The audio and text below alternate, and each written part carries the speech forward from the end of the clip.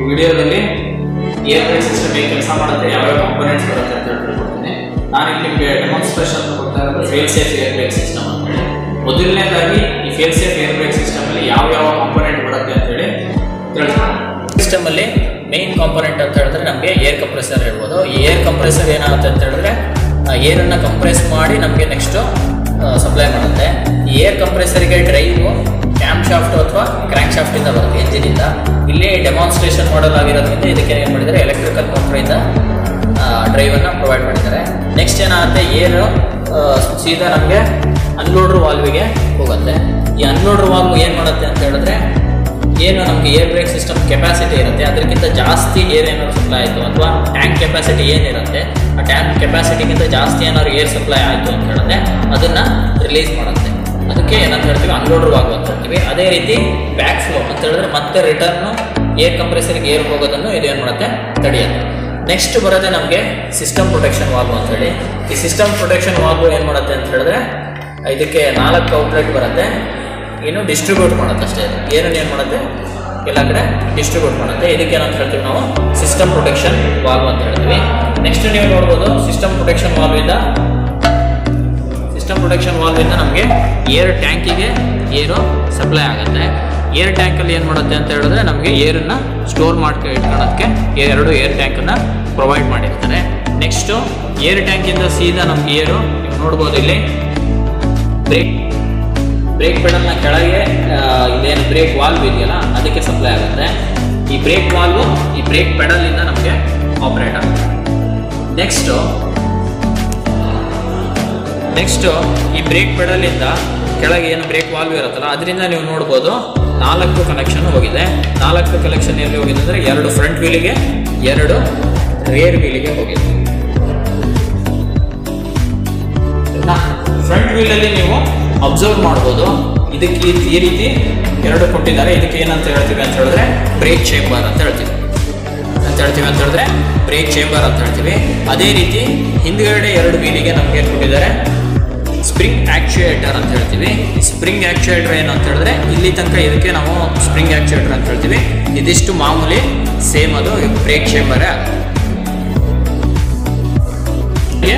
Hand ಬ್ರೇಕಿಗೆ ಈ flick valve ಅಂತ ಹೇಳಿದ್ದಾರೆ. ಇದು ಹ್ಯಾಂಡ್ ಬ್ರೇಕ್ ಪರ್ಪಸ್ಸಿಗೋಸ್ಕರ ಯೂಸ್ ಮಾಡಿದ್ದಾರೆ.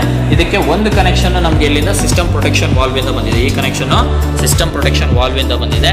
ಅದೇ ರೀತಿ ಇನ್ನೊಂದು ಕನೆಕ್ಷನ್ ನೀವು ನೋಡ್ಬೋದು, ಇದು ಸೀದಾ ನಮಗೆ ಸ್ಪ್ರಿಂಗ್ ಆಕ್ಚುಯೇಟರ್ಗೆ ಹೋಗಿದೆ. ಇದು ಹೇಗೆ ಕೆಲಸ ಮಾಡುತ್ತೆ ಅಂತ ಹೇಳಿ ನಿಮಗೀಗ ತಿಳಿಸ್ಕೊಡ್ತೀನಿ. ಬ್ರೇಕು ಹೇಗೆ ನಮಗೆ ಈ ಸಿಸ್ಟಮಲ್ಲಿ ಅಪ್ಲೈ ಆಗುತ್ತೆ ಅಂತ ಹೇಳಿದ್ರೆ, ಏರ್ ಟ್ಯಾಂಕಿಂದ ನಿಮಗೆ ಅವಾಗಲೇ ಹೇಳಿದೆ ಬ್ರೇಕ್ ವಾಲ್ವಿಗೆ ಏರು ಸಪ್ಲೈ ಆಗುತ್ತೆ ಅಂತೇಳಿ. ನಾವು ಯಾವಾಗ ಈ ಬ್ರೇಕ್ ಪೆಡಲ್ನ ಪ್ರೆಸ್ ಮಾಡ್ತೀವೋ ಅವಾಗ ಏನಾಗುತ್ತೆ ಅಂತ ಹೇಳಿದ್ರೆ ಬ್ರೇಕ್ ವಾಲ್ವಿಂದ ಸೀದಾ ಏರು ಬಂದು ನಮಗೆ ಬ್ರೇಕ್ ಚೇಂಬರಿಗೆ ಹೋಗುತ್ತೆ. ಸರಿನಾ?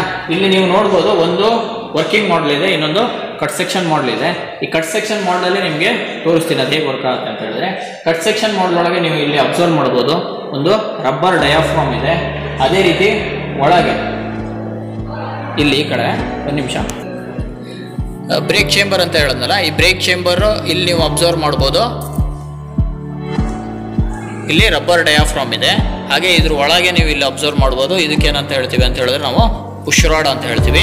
ಈ ಪುಷ್ ರಾಡು ನಮಗೆ ಈ ಸ್ಲ್ಯಾಕ್ ಅಡ್ಜಸ್ಟರ್ ಅನ್ನೋದಕ್ಕೆ ಕನೆಕ್ಟ್ ಆಗಿರುತ್ತೆ. ಸ್ಲ್ಯಾಕ್ ಅಡ್ಜಸ್ಟರು ಸೀದಾ ನಮಗೆ ಎಸ್ಕ್ಯಾಮಲ್ಲಿ ಕನೆಕ್ಟ್ ಆಗಿರುತ್ತೆ. ಅದು ಇಲ್ಲಿ ನಿಮ್ಗೆ ಕಾಣಲ್ಲ. ಇಲ್ಲಿ ಸ್ಲ್ಯಾಕ್ ಅಡ್ಜಸ್ಟರ್ಗೆ ಏನು ಕನೆಕ್ಟ್ ಆಗಿದೆಯಲ್ಲ, ಸ್ಲ್ಯಾಕ್ ಅಡ್ಜಸ್ಟರು ನೀವು ಅಬ್ಸರ್ವ್ ಮಾಡ್ಬೋದು, ಸೀದಾ ಇಲ್ಲಿ ಕನೆಕ್ಟ್ ಆಗಿದೆ. ಯಾವುದಕ್ಕೆ ಅಂತ ಹೇಳಿದ್ರೆ ಇಲ್ಲಿ ಎಸ್ಕ್ಯಾಮಿಗೆ ಕನೆಕ್ಟ್ ಆಗಿದೆ. ಇಲ್ಲಿ ನೋಡ್ಬೋದು ನೀವು, ಈ ಎಸ್ಕ್ಯಾಮಿಗೆ ಕನೆಕ್ಟ್ ಆಗಿದೆ. ಈ ಎಸ್ಕ್ಯಾಮು ನಮಗೆ 2 ಬ್ರೇಕ್ ಶೂಗೆ ಕನೆಕ್ಟ್ ಆಗಿದೆ. ಈ ಎಸ್ಕ್ಯಾಮು ನಮ್ಗೆ ಏನಾಗುತ್ತೆ, ಬ್ರೇಕ್ ಅಪ್ಲೈ ಮಾಡಿದ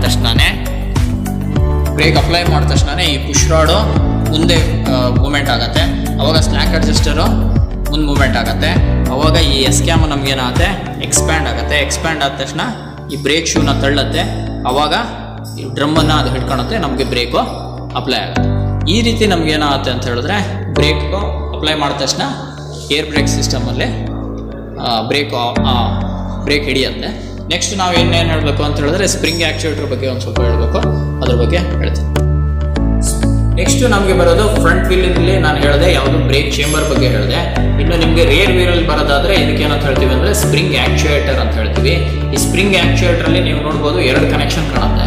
ನಾನು ಕಟ್ ಸೆಕ್ಷನ್ ಮಾಡಲು ತೋರಿಸ್ತಾ ಇದ್ದೀನಿ. ಕಟ್ ಸೆಕ್ಷನ್ ಮಾಡಲು ಅಂದರೆ ಯಾಕೆ, ಒಳಗೆ ಏನೇನು ಪಾರ್ಟ್ಸ್ ಇದೆ ಅನ್ನೋದು ಗೊತ್ತಾಗಲಿ ಅಂತೇಳಿ ಕಟ್ ಸೆಕ್ಷನ್ ಮಾಡಲು ತೋರಿಸ್ತಾ ಇದ್ದೀನಿ.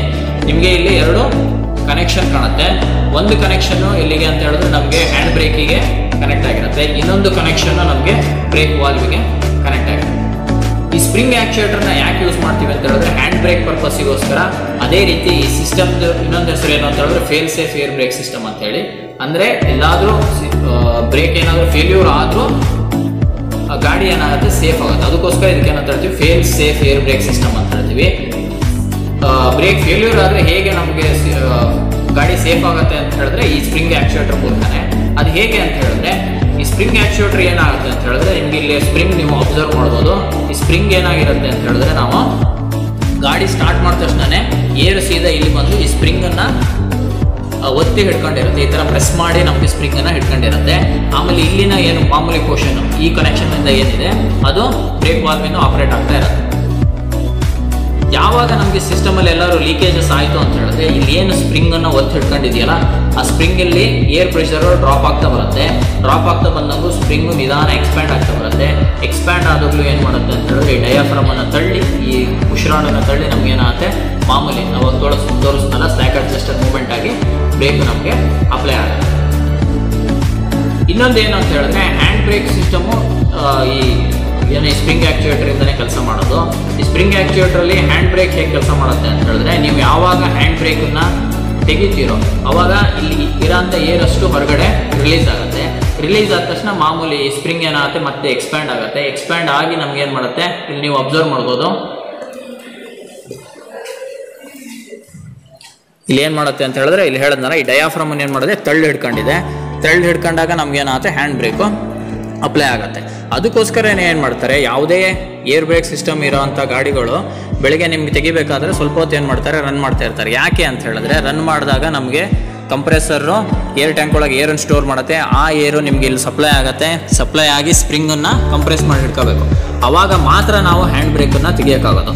ಆ ಉದ್ದೇಶದಿಂದ ಏನು ಮಾಡ್ತಾರೆ ಅಂತ ಹೇಳಿದ್ರೆ ಸ್ವಲ್ಪ ಹೊತ್ತು ನಮ್ಗೆ ಏನು ಮಾಡ್ತಾರೆ ಗಾಡಿನ ಅವರು ರೈಸ್ ಮಾಡ್ತಾನೆ ಇರ್ತಾರೆ, ಯಾವುದೋ ಏರ್ ಬ್ರೇಕ್ ಸಿಸ್ಟಮ್ ಇರೋವಂಥ ಗಾಡಿ. ಸರಿನಾ? ಈಗ ನಾವೇನು ಮಾಡ್ತೀನಿ ಅಂತ ಹೇಳಿದ್ರೆ ಇದರೊಳಗೆ ವರ್ಕಿಂಗ್ ಮಾಡಲು 2 ಇರೋದು. ನಿಮಗೆ ಯಾವ ರೀತಿ ವರ್ಕಿಂಗ್ ಆಗುತ್ತೆ ಅಂತೇಳಿ ಒಂದ್ಸಲಿ ಆನ್ ಮಾಡಿ ಇದನ್ನು ತೋರಿಸ್ತೀನಿ. ಈಗ ನಾನು ಸ್ವಲ್ಪ ಹೊತ್ತು ಏನು ಮಾಡಿದ್ದೀನಿ ಅಂತ ಹೇಳಿದ್ರೆ ಈ ಸಿಸ್ಟಮಿಗೆ ಏರನ್ನು ನಾನು ತುಂಬಿಸಿಟ್ಟಿದ್ದೀನಿ. ಅಂದರೆ ಮೋಟ್ರ್ ರನ್ ಮಾಡಿ ಕಂಪ್ರೆಸರ್ ರನ್ ಆಗಿ ಏರು ತುಂಬಿದೆ. ಈಗ ನೀವು ಅಬ್ಸರ್ವ್ ಮಾಡ್ಬೋದು ಅಥವಾ ನೋಡ್ಬೋದು ಹೇಗೆ ಈ ಸಿಸ್ಟಮು ಆಪ್ರೇಟ್ ಆಗುತ್ತೆ ಅಂತೇಳಿ. ಫಸ್ಟು ನಾನು ಏನು ಮಾಡ್ತೀನಿ ಅಂತ ಹೇಳಿದ್ರೆ ಫ್ರಂಟ್ ಬ್ರೇಕ್ ಅಂತ ಹೇಳಿದ್ರೆ ಏನು ಬ್ರೇಕ್ ಚೇಂಬರ್ ಹೇಗೆ ಕೆಲಸ ಮಾಡುತ್ತೆ ಅಂತ ಹೇಳ್ತೀನಿ. ಆಲ್ರೆಡಿ ಹೇಳಿದ್ದೀನಿ, ಇಲ್ಲಿ ನಿಮಗೆ ತೋರಿಸ್ತೀನಿ ಅದು ಯಾವ ರೀತಿ ಆಪ್ರೇಟ್ ಆಗುತ್ತೆ. ಇಲ್ಲಿ ನೋಡ್ಬೋದು ನೀವು ನಾನೀಗ ಏನು ಮಾಡ್ತಾ ಇದ್ದೀನಿ ಅಂತ ಹೇಳಿದ್ರೆ ಬ್ರೇಕ್ ಪೆಡಲ್ನ ಪ್ರೆಸ್ ಮಾಡ್ತಾ ಇದ್ದೀನಿ. ನೀವು ಇಲ್ಲಿ ಅಬ್ಸರ್ವ್ ಮಾಡ್ಬೋದು ಸ್ಲ್ಯಾಕ್ ಅಡ್ಜಸ್ಟರು ಮೂಮೆಂಟ್ ಆಗೋದನ್ನು ನೀವು ಅಬ್ಸರ್ವ್ ಮಾಡ್ಬೋದು.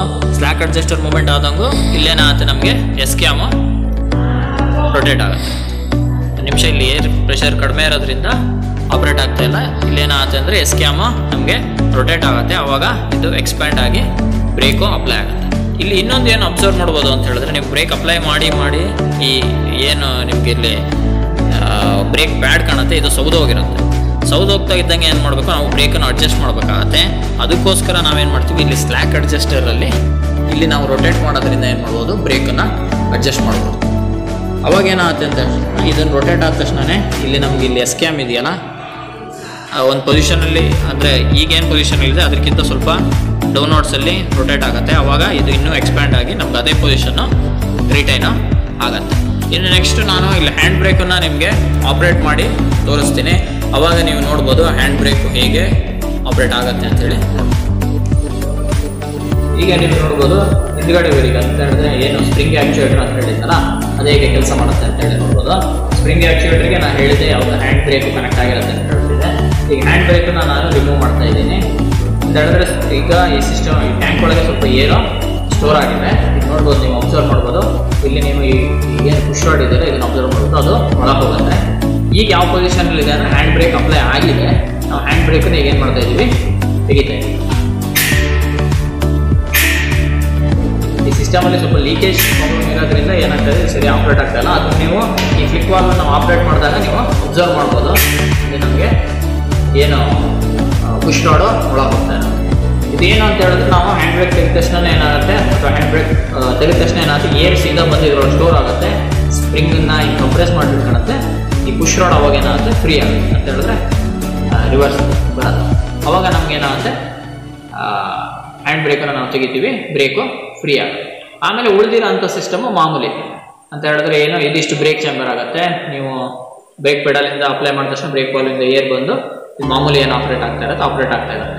ಸಪೋಸ್ ಎಲ್ಲರೂ ಸಿಸ್ಟಮಲ್ಲಿ ಬ್ರೇಕ್ ಫೇಲ್ಯೂರ್ ಆಯಿತು ಅಂತ ಹೇಳಿದ್ರೆ ಏನಾಗುತ್ತೆ, ಈ ಸ್ಪ್ರಿಂಗ್ ಏನಿದೆಯಲ್ಲ, ಈ ಸ್ಪ್ರಿಂಗನ್ನು ಪ್ರೆಸ್ ಮಾಡಿ ಇಟ್ಕೊಂಡಿರೋಂಥ ಏರ್ ಪ್ರೆಷರ್ ಡ್ರಾಪ್ ಆಗುತ್ತೆ. ಅವಾಗ ಸ್ಪ್ರಿಂಗ್ ನಿಧಾನ ಏನಾಗ್ತಾ ಹೋಗುತ್ತೆ, ಎಕ್ಸ್ಪ್ಯಾಂಡ್ ಆಗ್ತಾ ಬರುತ್ತೆ. ಅದೇ ರೀತಿ ನಿಮಗೆ ಡ್ರೈವರಿಗೆ ಹೇಗೆ ಇಂಡಿಕೇಟ್ ಆಗುತ್ತೆ ಅಂತ ಹೇಳಿದ್ರೆ, ಡ್ಯಾಶ್ ಬೋರ್ಡಲ್ಲಿ ಪ್ರೆಷರ್ ಗೇಜ್ ಏನಿರುತ್ತೆ ಅಲ್ಲಿ ಏರ್ ಪ್ರೆಷರ್ ಡ್ರಾಪ್ ಆಗ್ತಾ ಬರುತ್ತೆ. ಅವಾಗ ಅವ್ರು ಏನು ಮಾಡ್ತಾರೆ, ಒಂದು ಸೈಡು ಸೇಫಾಗಿ ಪಾರ್ಕ್ ಮಾಡ್ತಾರೆ. ಅವಾಗ ನಿಮ್ಗೆ ಏನಾಗುತ್ತೆ, ಈ ಸ್ಪ್ರಿಂಗು ಗ್ರ್ಯಾಜುಯಲಿ ಏನು ಎಕ್ಸ್ಪ್ಯಾಂಡ್ ಆಗ್ತಾ ಬಂದು ಪುಷ್ ರಾಡ್ ತಳ್ಳಿ ನಂತರ ಏನಾಗುತ್ತೆ, ಬ್ರೇಕು ಅಪ್ಲೈ ಆಗುತ್ತೆ.